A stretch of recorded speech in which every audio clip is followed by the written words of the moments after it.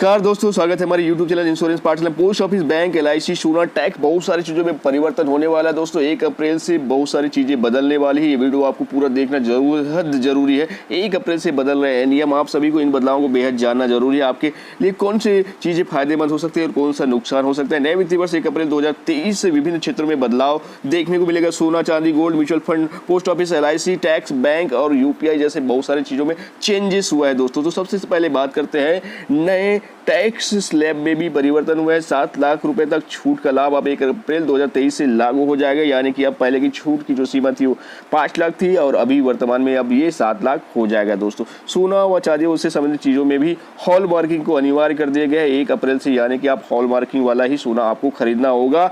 यह 6 डिजिट का आपका न्यूमेरिक हॉल मार्क ही मान्य होगा। 1 अप्रैल 2023 से UPI पेमेंट पर फोन पे, गूगल पे, पेटीएम जैसी सेवाओं पर अगर आप पेमेंट करते हैं तो वहां पर भी चार्जेस लगेगा दोस्तों। यानी कि UPI ट्रांजैक्शन पर चार्ज लगने वाला है। 2000 से ज़्यादा के ट्रांजैक्शन लेन देन पर 1.15% का चार्जेस लगेगा दोस्तों। इस तरह से अब हम नए विस्तार से इनको थोड़ा सा समझने का प्रयास करते हैं कि आपको नए टैक्स स्लैब में अगर आते हैं तो पहले जो लिमिटेशन थी 5 लाख की, अब वो हो गया है 7 लाख रुपए। तो अगर आप 2023-24 में अप्लाई करेंगे टैक्सेशन के लिए तो आपको 7 लाख तक टैक्स में छूट मिलने वाला है दोस्तों। वो 1 अप्रैल 2023 से लागू हो जाएगा।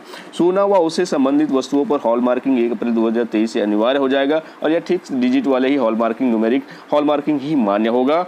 और 1 अप्रैल से 2023 से UPI में लेन देन पे 1.151% का चार्जेस लगने वाला है दोस्तों। इसके बारे में और अधिक जानकारी आप प्राप्त कर सकते हैं, उसमें अपडेट हो जाएगा दोस्तों।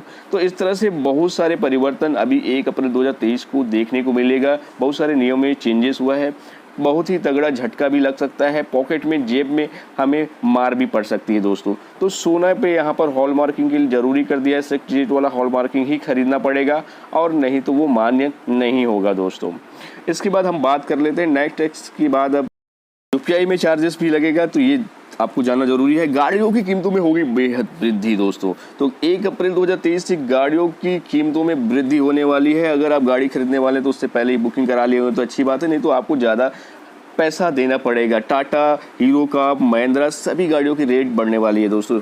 तो यहाँ पर 20 से 25% रेट बढ़ रहे हैं गाड़ियों की। अगर 1 अप्रैल से फिर से एक इंश्योरेंस सेक्टर में बेहद बड़ा बदलाव देखने को मिल रहा है दोस्तों। अगर आप इंश्योरेंस कराते हैं LIC या किसी भी इंश्योरेंस कंपनी में तो वहाँ पर जो प्रीमियम आप पेमेंट करते हैं 5 लाख से अगर ज़्यादा प्रीमियम आप देते हैं तो वहाँ पर इंश्योरेंस पॉलिसी टैक्स के दायरे में आएगी। ये बड़ा बदलाव देखने को मिल रहा है इंश्योरेंस सेक्टर में दोस्तों। तो अगर आप 5 लाख से ज़्यादा का इंश्योरेंस का प्रीमियम पेमेंट करते हैं साल में तो वो टैक्स के दायरे में आएगा दोस्तों।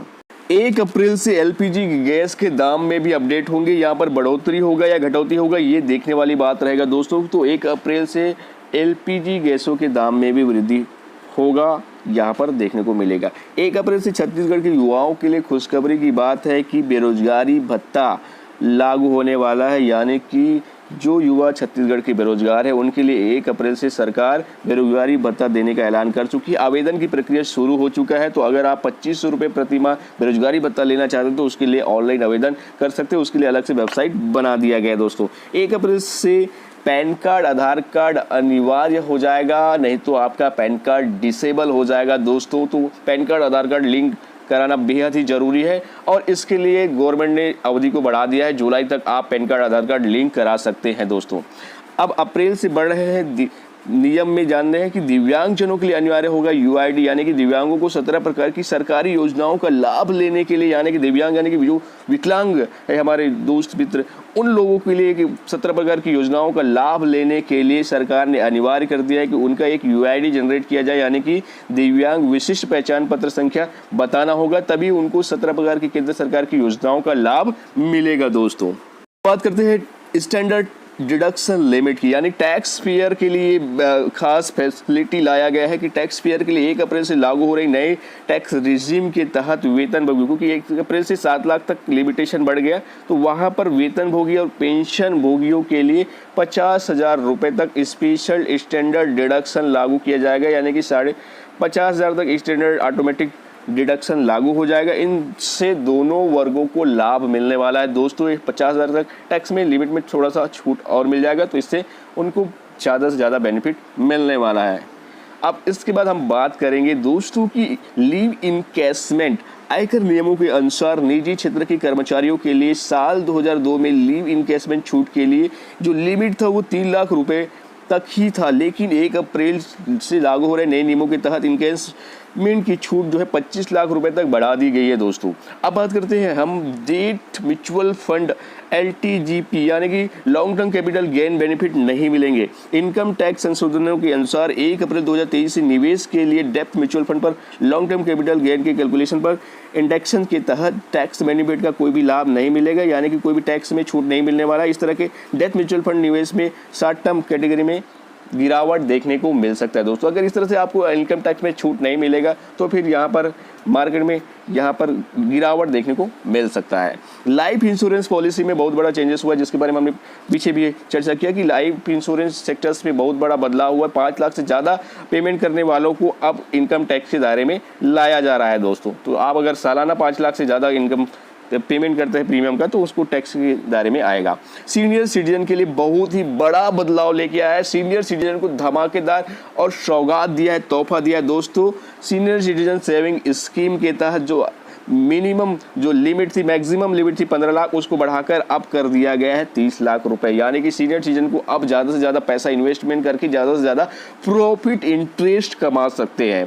तो सीनियर सिटीजन के लिए बहुत ही बड़ा बदलाव लेकर आया है यहाँ पर। और वार्षिक आय स्कीम में भी बहुत बड़ा चेंजेस हुआ है, यानी कि मंथली इनकम इन्वेस्टमेंट वाली जो स्कीम थी पोस्ट ऑफिस की, इन पोस्ट ऑफिस की स्कीमों 2 स्कीमों में चेंजेस हुआ है। सिंगल अकाउंट अगर डिपॉजिट करते हैं तो वहाँ पर जो लिमिटेशन था वो 4.5 लाख यानी कि 4.5 लाख रुपए था। यानी कि कोई भी व्यक्ति जो सिंगल खाता खोला है उनकी जो मैक्सिमम लिमिट थी वो 4.5 लाख रुपए थी, अब उसको 9 लाख रुपए कर दिया गया। वहीं संयुक्त खाता में 7.5 लाख था, उसे अब 15 लाख रुपए कर दिया गया, यानी कि आप 15 लाख रुपए तक अब डिपॉजिट कर सकते हैं दोस्तों। तो ज़्यादा बेनिफिट आपको मिलने वाला है। आयकर में अपडेट की बात करें तो ई गोल्ड पर नहीं लगेगा टैक्स।